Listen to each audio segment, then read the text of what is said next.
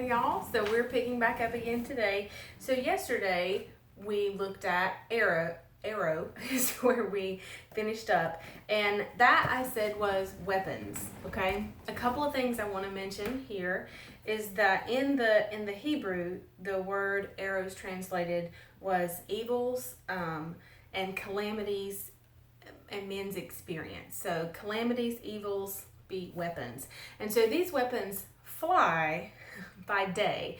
Now, by day was day by day, not just during the day, but day by day by day. So it was a continual thing. Actually, the same word that is used here in this by day is actually, I've said that twice, is the same word that's used in Psalm 1, which you all know, we know very well, but it's talking about his delight and desire in the law of the Lord, and on his law he habitually meditates by day and night. So it was by day, that continual meditation.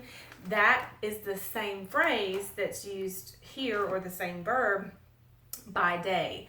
So it is a continual arrow flying, which many of us can probably raise our hands in that we understand that it is an assault of temptation, that the enemy doesn't just hit us one time, that it is continual because, well, we live in a fallen world. But we are not without weapons. We are not without victory, that the Lord Jesus Christ has overcome the world and conquered it for us, giving us power to do the same. So it's not that we're in it and we're just susceptible to the weapons and the attack, but we are also on the offense. So anyway, another another discussion for another day. But what I want you to see here is that the arrow that flies by day, it's day, day, day. So it's not a one-time thing. It's not just that it is in the daytime, but that phrase in the Hebrew is continually. So the arrow that flies continually. Now, I want to look at that flies. Now, this I'm just submitting to you because it caught my attention, and it's a dot or another light bulb ping connecting scriptures.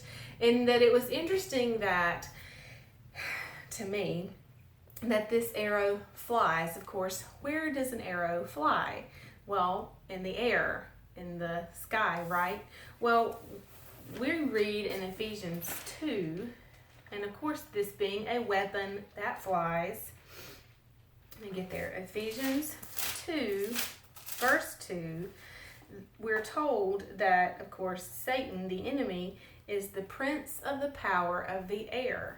And then in Ephesians 6, he talks about, or Paul talks about powers and principalities that were raged against us, and those we don't wrestle against flesh and blood, but against powers and principalities. Let's see, that's in verse 12. For we are not wrestling with flesh and blood, contending only with physical opponents, but against principalities and powers, against the rulers of darkness of this world, and against spiritual wickedness in high places or heavenly places.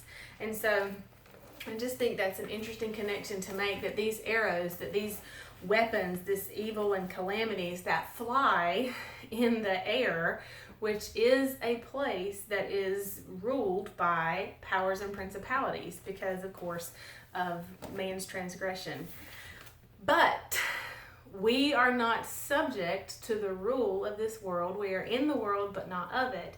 And so while the weapon may be formed, even as Isaiah 55 says, the weapon is formed, but no weapon that is formed will prosper against you.